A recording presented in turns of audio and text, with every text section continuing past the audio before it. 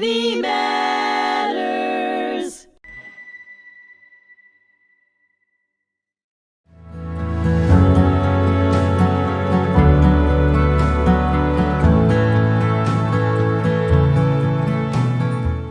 Hello, my name is Arnie Herz, and welcome to Habits of a Whole Heart.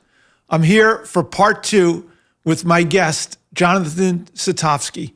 And Jonathan, thank you for joining me again. Thank you for having me. In Habits of a Whole Heart, here hosted on HMTV. I thought the first episode went great. Of course, with you, I could talk to you forever. Thank you. Always very engaging, thoughtful, fun.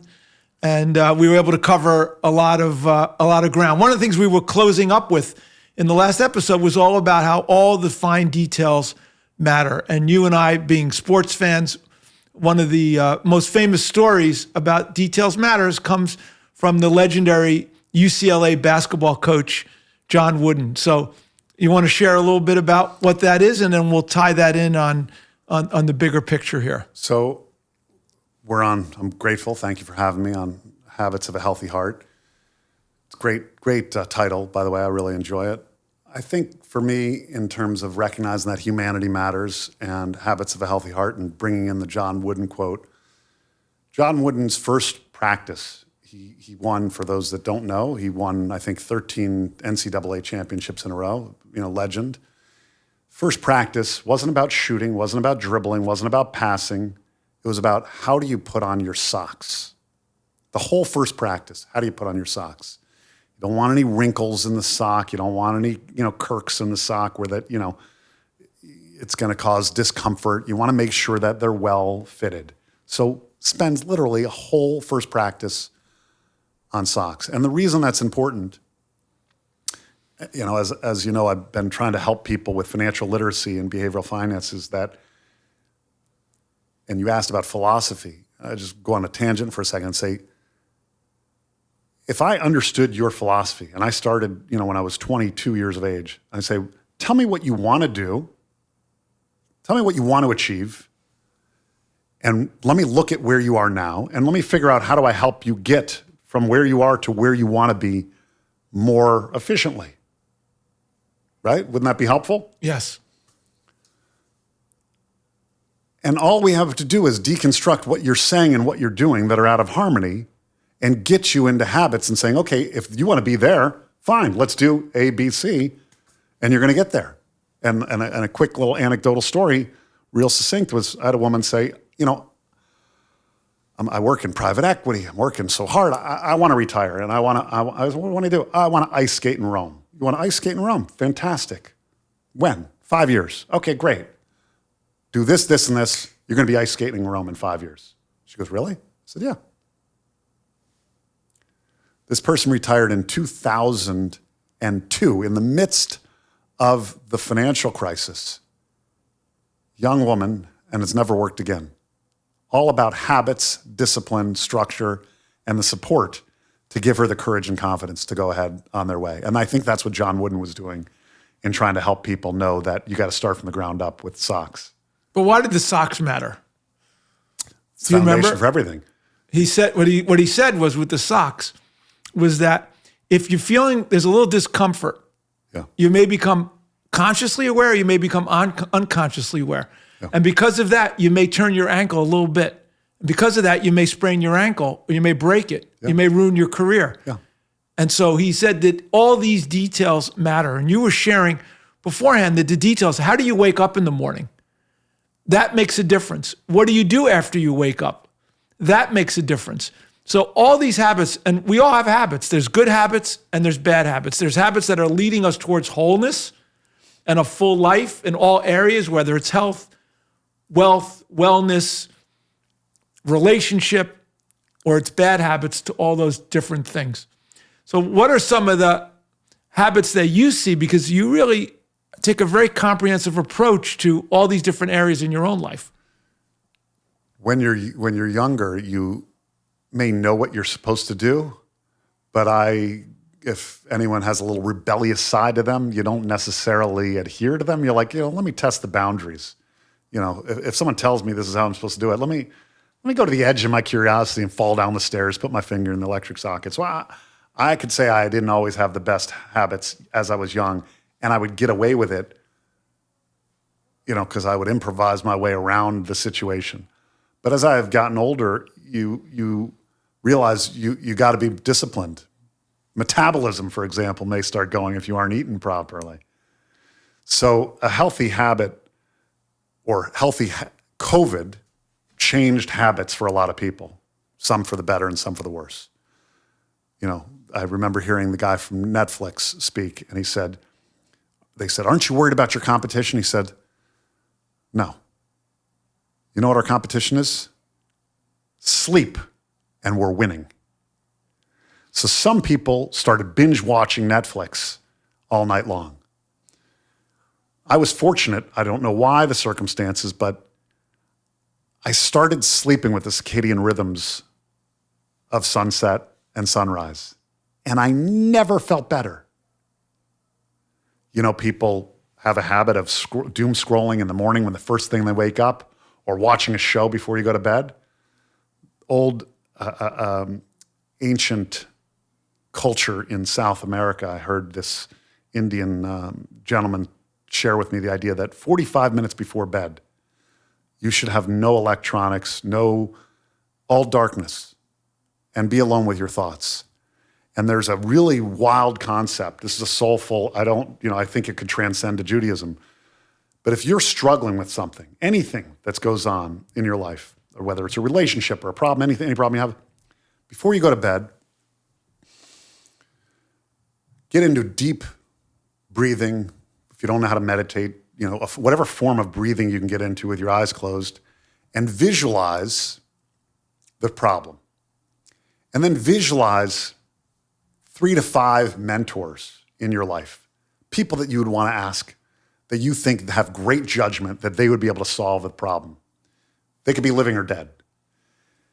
And have this invisible conversation before you go to sleep for a couple minutes, 3-5 minutes. Give it a try. I challenge you for the next 30 days. Give it a try once. Give it a try twice. Give it a try 3 times. See what happens the next day. If you believe in the body and soul, I believe, and this is from a lot of different reading, that the soul basically leaves the body and searches the universe. If you get a good night's sleep, searches the universe for the information you need. And then you say, I had a great night of sleep. I feel great. If you're restless and you didn't have a good night of sleep, or you came back, you woke up too early, you didn't get the answer. You didn't give it time to get out and search the universe for the answer you needed. You wake up, and now I feel refreshed. And then a habit, you wake up and you stay, instead of doom scrolling, you start journaling the subconscious thoughts in your mind. And all of a sudden you start solving problems at a speed and velocity much faster than AI. That's amazing. So you're really tapping into the greater intelligence that we all have. And one of the themes of this podcast is that, of course, there's me, there's you, there's the microphone, but from a quantum level, we're all connected through this one quantum energy. And so the godly soul is much broader than who we think we are. And what you're really talking about is going up and accessing that collective intelligence by calling on mentors or sources that are going to help channel the answer into our lives. But I want to challenge you on something here. And that is that you said you don't know why you started adopting the circadian rhythms. And I would go back to, you're living your life very, very consciously with a goal. So you say to yourself, you've read and you understood that sleep really matters. And you read and you understood somewhere that this practice of sleeping with the circadian rhythms is very, very beneficial. And so you said, okay, the source is credible. This seems like something that would be great for me, and I'm going to try it. There you go. And then you tried it, and you did it for 30 days, and you said, you know what? This is something that's worth keeping. I'm going to keep it. If it wasn't working for you, you'd throw it away. So you become like a scientist experimenting with your own life with all these different tools and techniques. And one thing that you were sharing with me is, I know you wake up in the morning, you've already had a refreshing good night's sleep because of what we just talked about. Your next day starts with the night before of how are you going to sleep and how are you sleeping. Then you wake up and you do your Moda'ani, which is a prayer that we say where we thank God for the gift of being alive. We just take for granted that we're alive. And you take that gift, and then you tell us a little bit more about your morning routine within the first 2 hours of what you've done and how that sets up your day. I take that in a little bit more non-religious, like simple way of saying the Modani. I say, look, you brought my soul back. I have no idea why you want me back again, but clearly you want me here another day, so I got to bring the good energy you brought to me to contribute to other people's lives. And if I did that, that's my measurement of a good day, because that's the only thing I can control is the energy I give out to the other people. So other habits I've had is I make sure I get out and get some sunshine. I've been starting a running habit. I've been swimming. I journal. I meditate. I do a lot of other things. But going back to experiments, in 2016, I saw a movie. My father's had cardiovascular disease his whole life. So I have a predisposition from family heredity to have that. So I saw a movie called Forks Over Knives, and it said, if you eat a plant-based diet for 30 days, not a whole year, it's not saying permanently, for 30 days, it's the only thing without medicine that can open up your cardiovascular system and open up your veins and heal you from the inside out. I said, wow, that's fascinating. I said, all right, let me do my own social experiment. So the doctor gives me, I happen to have, blood work done. I said, don't give me the results. I said, I'm going to try this. For 30 days, I'm going to eat nothing from my mother. All plant-based. See what happens. And sure enough, I ate pasta, I ate legumes, I ate, quinoa, veggie burritos. Like, it wasn't that hard, actually. You think it's so hard. It requires a degree of conscious awareness. 30 days later, every single metric dropped in half. In half. I didn't take any medicine. I didn't have to pay any extra money to a doctor. I basically self-healed from the inside out. So I think that it's not just the ideas of what you have in your head. I know that when I was younger, I would tell my kids, you're not supposed to roll through stop signs. And then, of course, I would do it. So sometimes you're out of sync, authenticity from what you're saying and what you're doing. And I think part of life's journey, we're now starting the book of Numbers. We're in different chapters. Maybe I'm in chapter 11. I don't know what chapter I'm in. But you're in chapters where you start harmonizing your authenticity of being aligned between your thoughts, words, and actions. And if you can get aligned from what you know, your deep internal knowing, and how you lead your life and how you can influence others, it's not telling others what to do. It's being a living role model and example. So I'm trying to not necessarily be a role model for anyone else. I want to be someone I'm proud of. Every day I want to be prouder of the way I'm showing up for me in the future. And if a byproduct is that I influence Arnie to exercise more or read more or eat better, or wash their dishes without having to scrub the dirt off, so be it. Jonathan has helped me in all those areas. and for sure, I'm definitely healthier, happier, and a much easier process for getting the dishes into the dishwasher. So one of the things that we read today in today's Torah portion is how there was the different encampments around the tabernacle. And what metaphorically and symbolically this represents is that everything was centered around the tabernacle. The tabernacle was the place where holiness, where God would descend into the encampment of the Israelites. And from there, they would be connected to their higher self. And everything they did was oriented around the tabernacle. And I got thinking of what is our tabernacle today? And I think this is a big theme of what you're talking about. It's a big theme of what this podcast is about. Is your tabernacle pleasure, importance, toys, material, being angry? Like, what is your tabernacle? What is your life? Or is it just chaos? Is your life the tabernacle social media and the news and the emotional dopamine and cortisol that pours through your system with every single swipe of the social media? What is driving our lives? And I believe that the successful people, and each one of us could be successful, has our proverbial tabernacle of wanting to be the best we could be, to be the fullest we could be, the wholest we could be, which is to integrate the me with the us, with my personal performance and being the best I could be, and my team. How do we integrate that in? And I think that stepping back, when you say being a role model, you're being a role model for someone who's financially successful, who's physically healthy, who's connected to the community, who's very philanthropic, who's mentoring other people. And now you have a life that's filled with meaning and purpose. And that is what's available to people. And I think you were sharing with me some statistic of as you said, 78% of the kids today think that their tabernacle is to have money, or their tabernacle is to have importance or a number of likes on social media. And that is such a waste. And as a result of that, people are more miserable than ever. So we're setting up a mode here through Habits of a Whole Heart of how we could show that your tabernacle is this concept of wholeness, a whole heart, or as you say, a healthy heart, because I think it goes hand in hand. And anyway, that's my theory. What are you optimizing for? I think that's the point that you're making. And I think, Greg Harden would talk about this a lot, is, how are you controlling the controllables? And yeah, you can optimize for money, you can optimize for likes, and then you get down that path and you have a lot of money.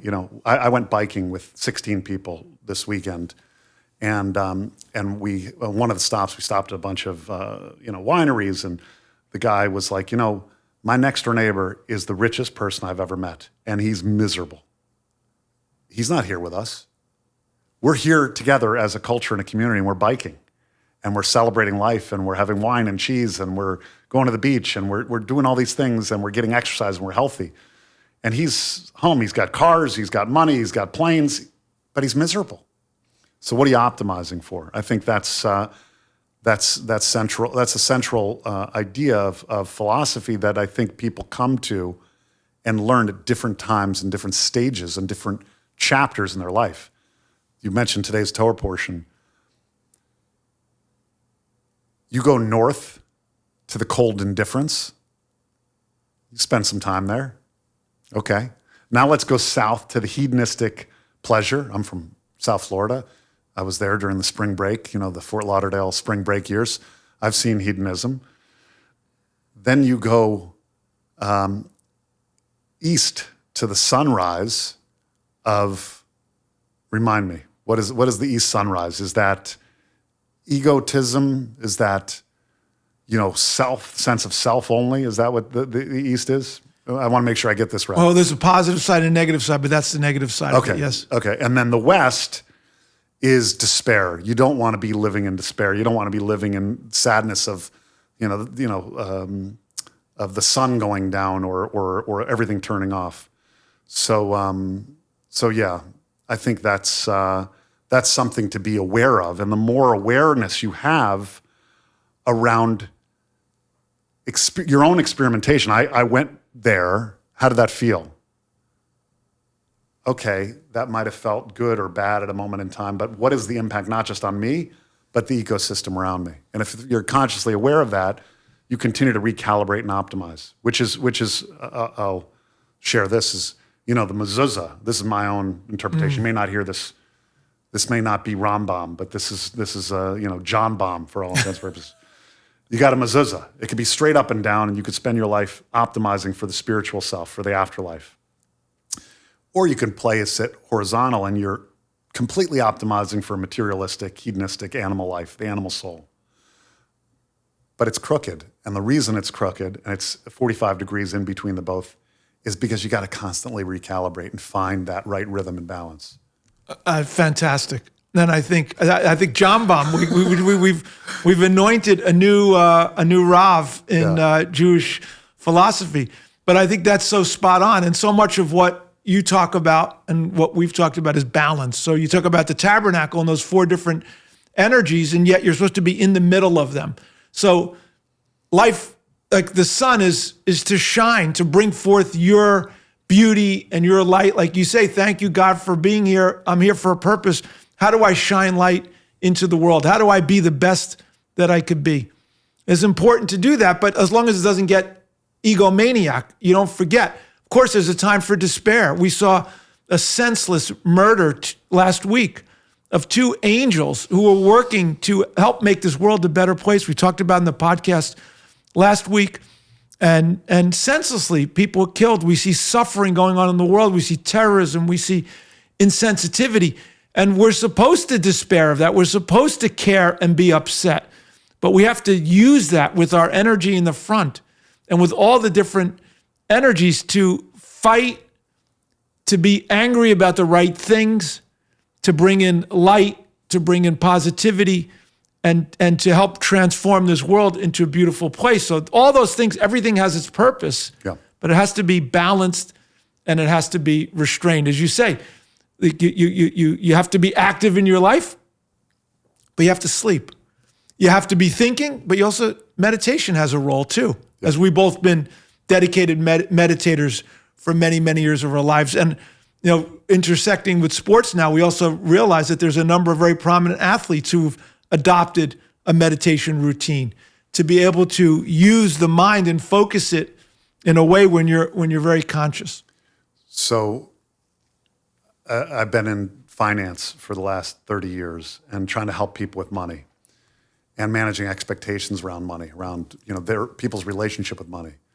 And in the book, The Intelligent Investor, there's a chapter that is highly timeless, is the idea of having a partner that's basically emotionally erratic. And this is culture and society that isn't grounded in philosophy, isn't grounded in the stoicisms, stillness is the way, where they're acting chaotic. They get greedy or hedonistic, or they get very fearful or very afraid. The golden calf. He didn't come down. He was supposed to come down 40 days. He didn't come down. Okay, enough of this. Let's make a calf. Let's go back to, Egypt. So we have to be aware of our own reactions to that fear and greed that happen every day in our lives. Something is going to trigger us to move us to the edges. It's all a test. It's all a test. As the Rebbe says, it's either good, and if it's not good, you have to see the good. So when people are despondent, I tell people, you're supposed to be greedy when others are fearful, and fearful when others are greedy in financial vernacular. Well, what if that person that's being fearful is you? Can you have a degree of self-awareness to step back? Or do you have a coach or someone in your life that can help you in a carefrontational or a loving way that isn't trying to hurt you, to help you see?